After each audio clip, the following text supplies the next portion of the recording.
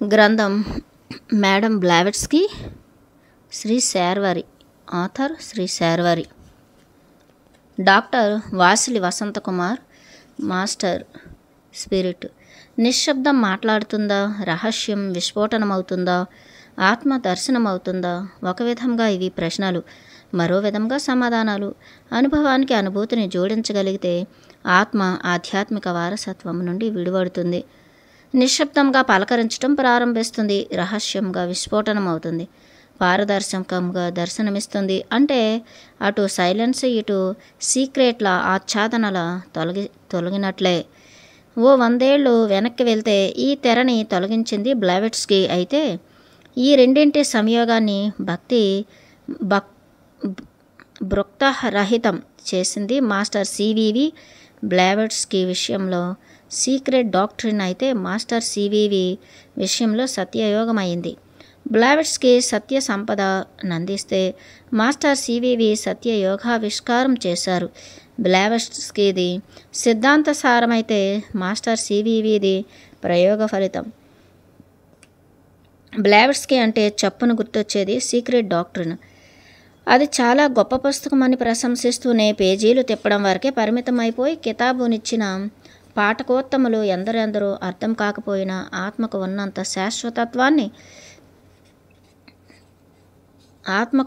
శాశ్వతత్వాన్ని Blavatsky secret డాక్ట్రిన్కు అందించింది మన తాత్విక ప్రపంచం. అసలు ఏ పుస్తకమైనా ఎందుకు అర్థం కాదు?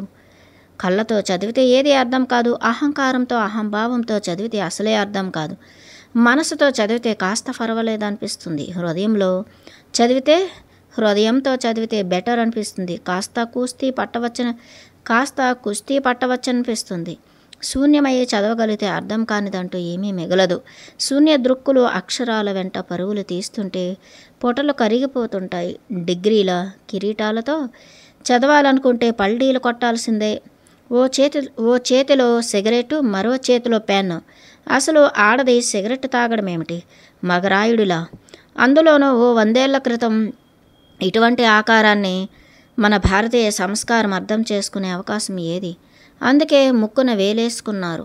అసలు అది ఆడది కాదు, దెయ్యం అంటూ ఎద్దేవా చేసేవారు. నెగిటివ్గా మనవారు దెయ్యమన్నా పాజిటివ్గా ఆలోచిస్తే బ్లావెట్స్కీ ఓ స్పిరిట్ అంటే మహాత్మ.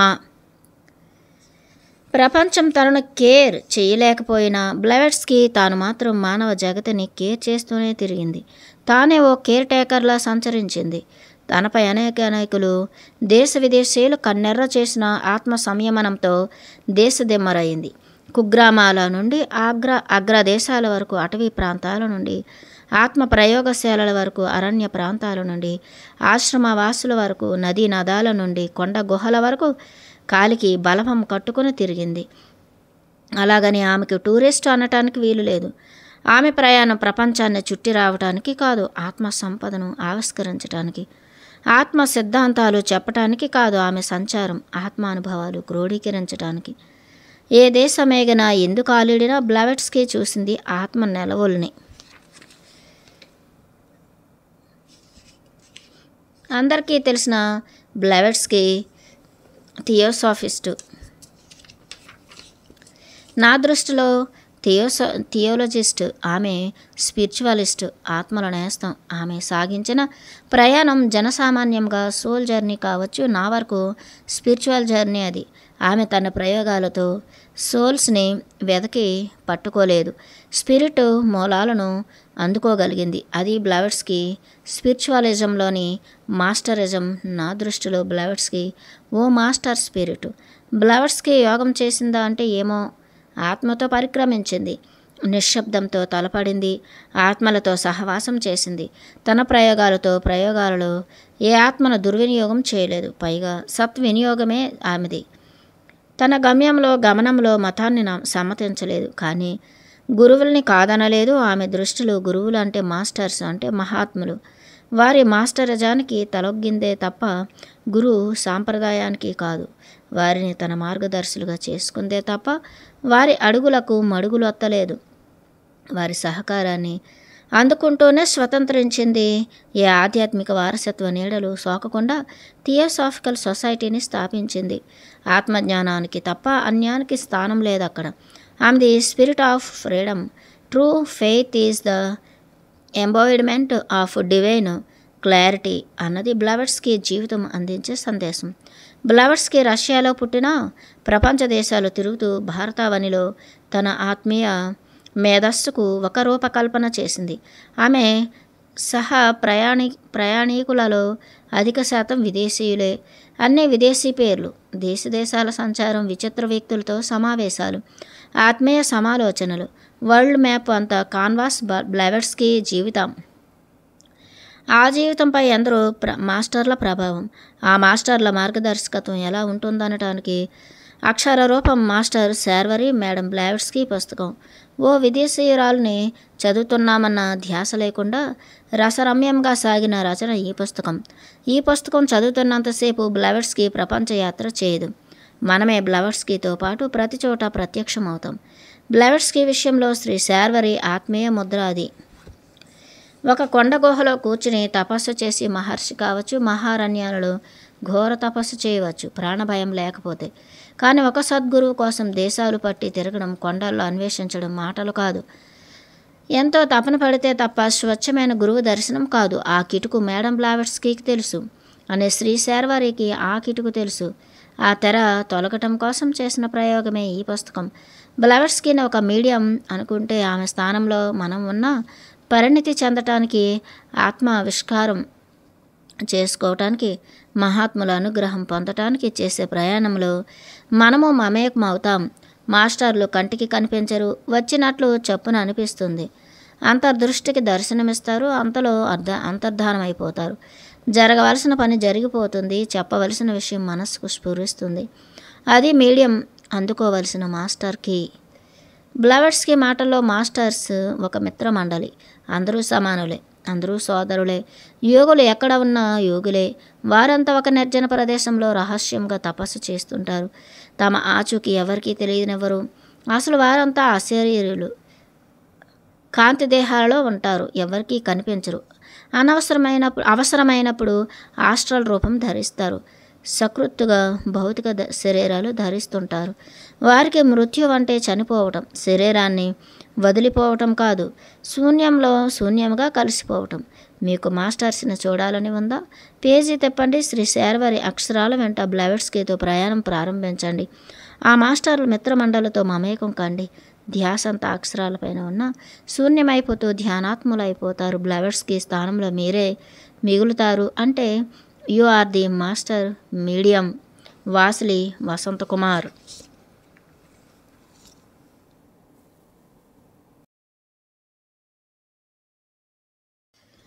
ఎంఎస్ మూర్తి, దివ్య జ్ఞాని.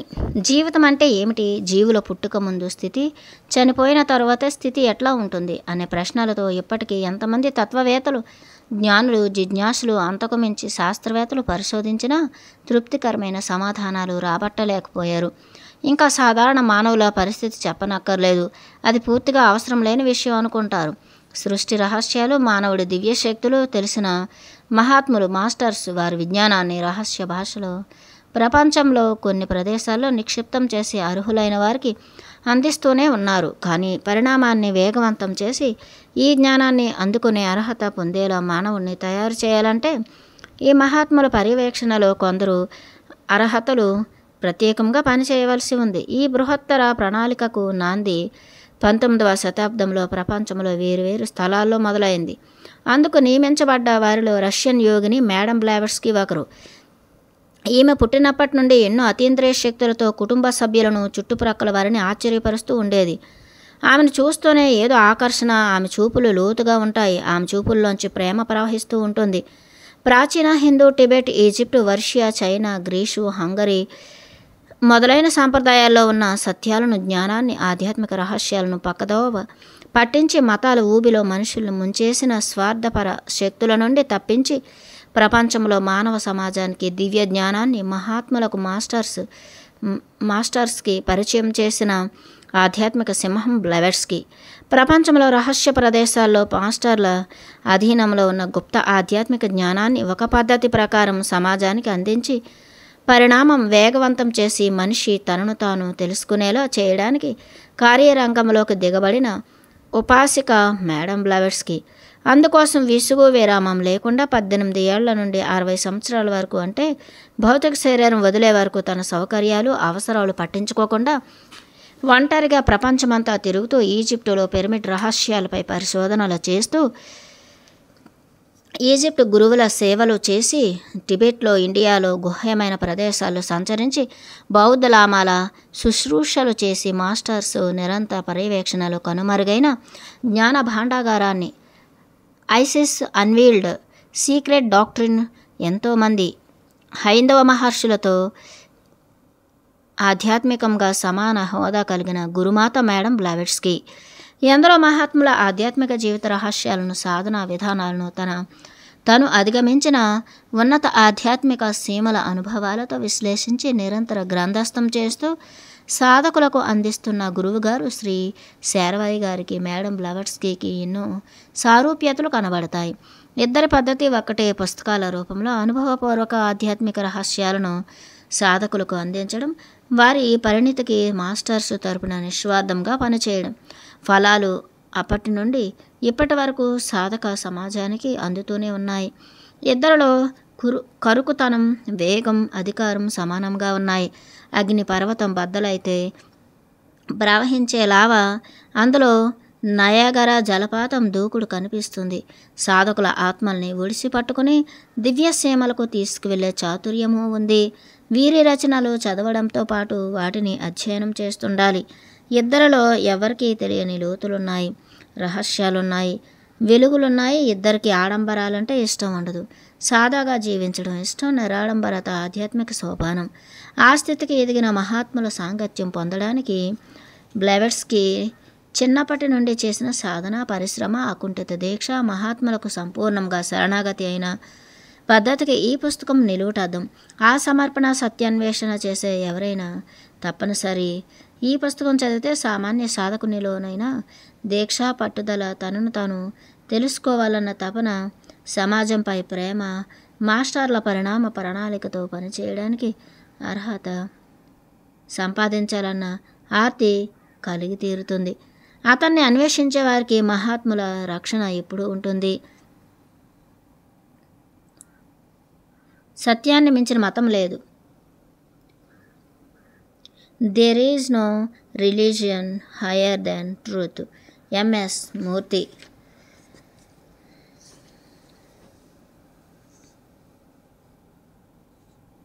Madam Blavatsky.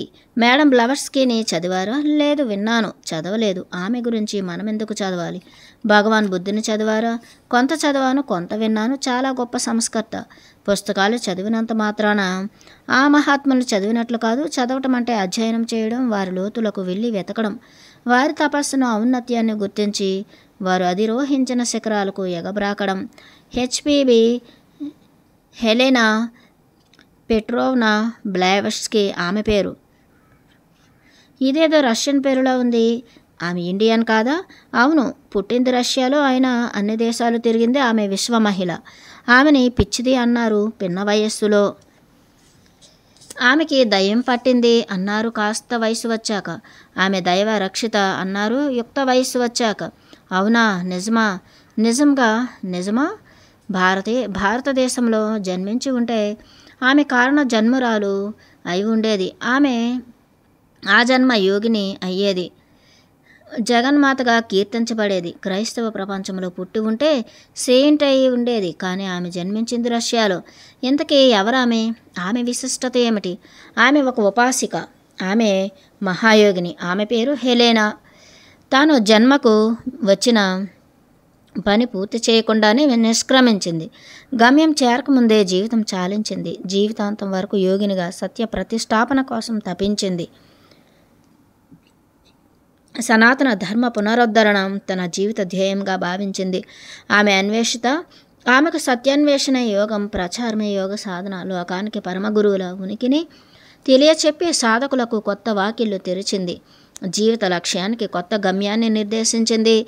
పరమ గురువుల చైతన్య గీతానికి బ్లెవెట్స్కీ అనుపల్లవి. మాస్టర్ యోగానికి బలమైన పునాది థియోసఫీ. థియోసఫీ పేరున సనాతన ఆర్యధర్మాన్ని నేటి విద్వత్ లోకానికి పరిచయం చేసింది బ్లెవెట్స్కీ. పశ్చిమ దేశాల మధ్య ఆధ్యాత్మిక అవగాహనతో సాంస్కృతిక వారధి నిర్మించిన మహోదాత్త మహావీయ మహిళ హెచ్పి బ్లెవెట్స్కీ.